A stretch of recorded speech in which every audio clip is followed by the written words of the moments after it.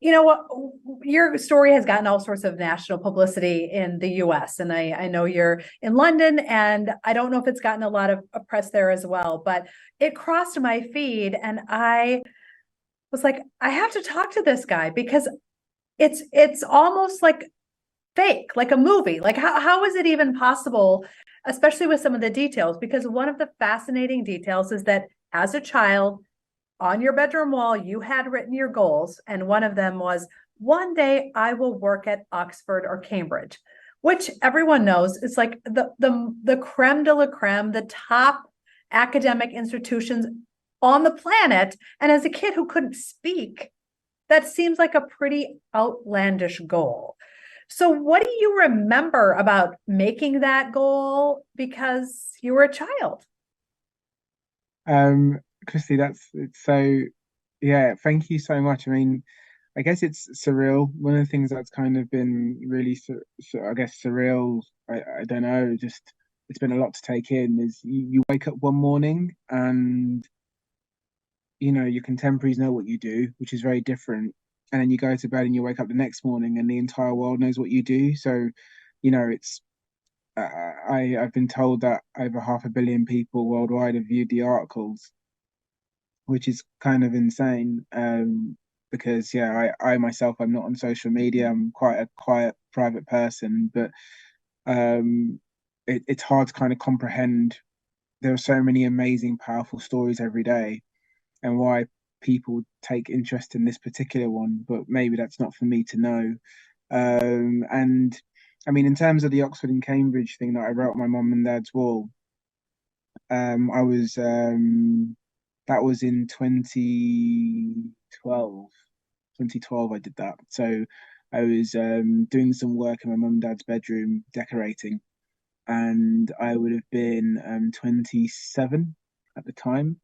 And was about to, so in a previous life, I was a phys ed teacher, and kind of was embarking on my journey in higher education and I just started my PhD and wrote three things, which would be, the three famous things now. I wanted to look after my friends, make sure that my mum and dad were well. And my final ambition was to one day work at Oxford or Cambridge. Admittedly, I didn't know what capacity that would be in. And it's easy to sit here and say I truly believed in that goal.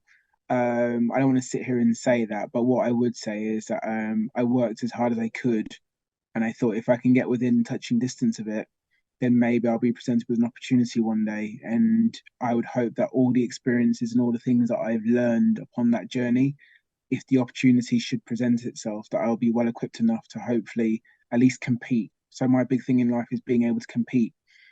That doesn't necessarily mean you win. It just means I want to compete. I want to be able to be competitive, and whoever gets it, give them a really good fight. And unfortunately, I got the W on this one, but I feel very very fortunate.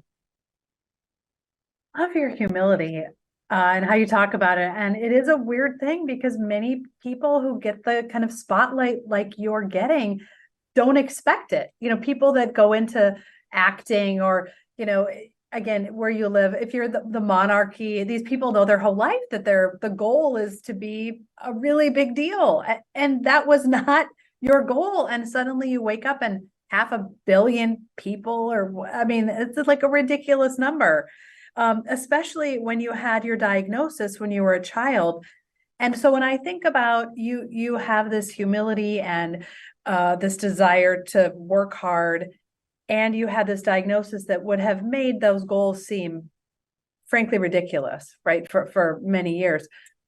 That tells me that there were people around you who were encouraging you, and there were people around you who said, you can do it, you should try the next thing. And they didn't accept perhaps what the physicians or what the experts told them. And that's true for your life, right? Your mother was Yeah, encouraging.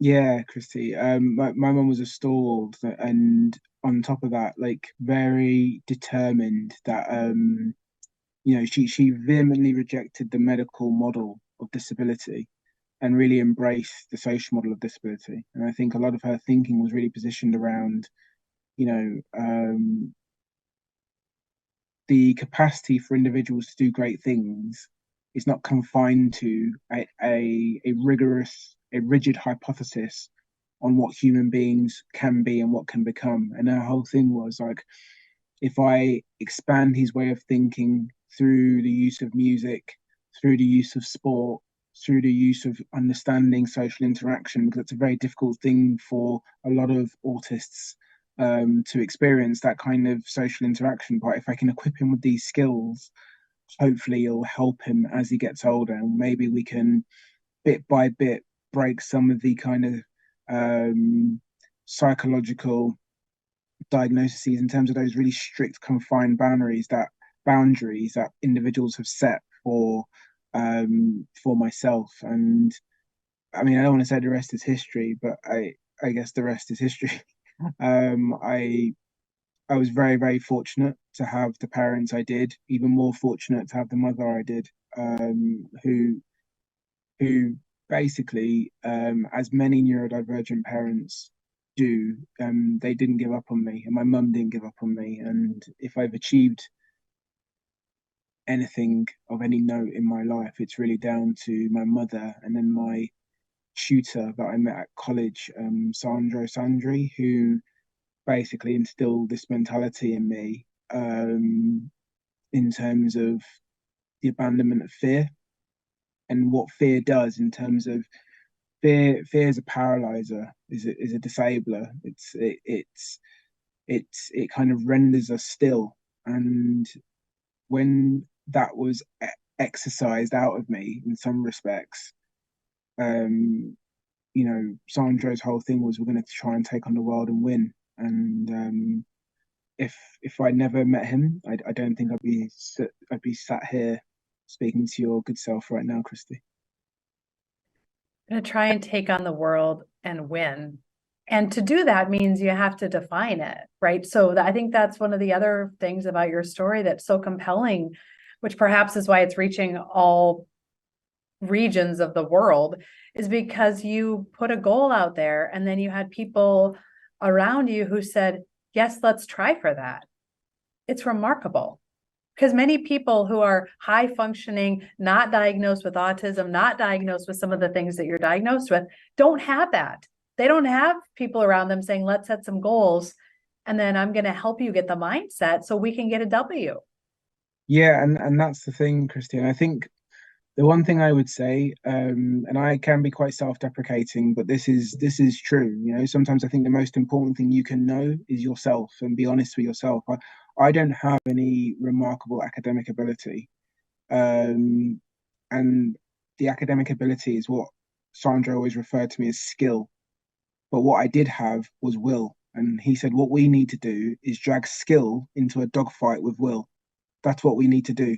We need to drag skill into this dogfight with will, and it needs to always be will versus skill. And his whole thing was, hard work beats talent when talent doesn't work hard. So you can be as talented as you like, but if you actually don't have the ability to work hard, the person who doesn't have as much talent but is willing to, it's that kind of famous Al Pacino speech in Any Given Sunday where he says, like, are you willing to die for that inch? And it's the man who's willing to, or the person who's willing to die for that inch, that will make up those inches. And I think if I had to sum myself up, I was willing to do anything. I sacrificed 16 years of my life working, punching above my weight, sleeping 2, 3 hours a night, giving it everything I've got, knowing that I wasn't good enough to give anything less. And I always say, Kristi, if I'd given 1 millisecond of effort less than I did, I really don't think I'd be here. I think it required every single thing within me to kind of manifest that and to work as hard as I can, knowing that I didn't have the talent. So, you get situations where, if you're a boxer, you want to be able to go into a ring and get somebody out of there with, you got to have it. You want to have a kind of a killer, a one hitter quitter. You can get someone out there in 2 or 3 rounds, but I'm a 12 round fighter, and not that I want to be, but it means that I guess the point people see the end point, but they don't see the bit in between. And I'm punch drunk. I've taken a lot of shots to the head. And I wouldn't recommend people to necessarily do that. But it's also a testament to the indomitable spirit of human beings, just how much, like, I guess in some ways, as Rocky says, how much you can take and keep winning. And it's not, and that's how winning is done. And I don't think life is defined purely to winning, because I actually think the greatest lessons you learn are when you lose. And if you can lose with grace, you'll be a very good winner. And in my life, I've lost more than I've won, but because I was such a good loser, it meant that when my time came to win, I knew how to win with grace, and that's quite an important thing. Particularly as I think a lot of people don't necessarily know how to do that.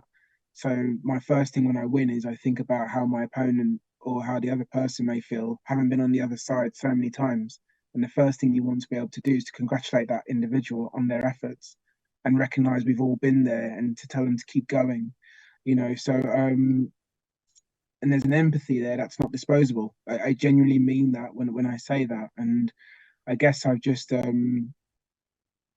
I don't know, Kristi, when people say like I want something really badly, you know, I remember Sandra asking me, you say you want it badly, but how badly do you want it? What are you willing to do within the bounds of morals and ethics to achieve your goal? And I was willing to give up everything and to give it everything I had. And by the grace of God, yeah, I'm sat here now, and I've been very, very fortunate. But I also think that it always comes back to the same thing. It's about style, and I don't mean style in terms of how people dress, or sartorially. I mean style in terms of how you carry yourself, how you treated people. Did you bring people along? Did you pull the ladder up? Were you kind to everyone you met? Were did you make people feel seen? Did you make people feel heard? Did you create space for people? Did you, with anything that came good to you, did you kind of break bread with many people? Did you share what you had? It's all of those things. And as my dad kind of reiterated to me all the time on this journey, you can't be buried with your books. So it really does come down to how you treated people. And that's what I mean about the style. Like, I think it's not so much getting there. For me, it's the way I've done it. And I think the way I've done it is probably the thing that people are beginning to learn more about now, which is maybe why people feel some sort of affinity because of the way I've done it. And obviously that means a hell of a lot, because it was always about the style. And when I say style, I don't, like I said, I don't mean it sartorially, even though tailoring is like my passion, but I'm talking about style in terms of how you do it, and it's always about, as Maya Angelou once famously said, it's about how you made people feel. And I think that was always the most important thing for me, not through this particular act or achievement, in inverted commas, but just generally speaking, could people speak of you 15, 20 years ago and say, you know, Kristi was a really cool person, she's really, really cool. And you know what? She hasn't actually really changed. She's still the same cool person I knew 20 years ago. That's the kind of thing that, that those are the kind of things that matter. And it's not something that people necessarily have to say to you, but it's enough for people to think that you're the same person, and actually you haven't just started being nice because you've got people watching you. You've always been like that. And those are the things that matter.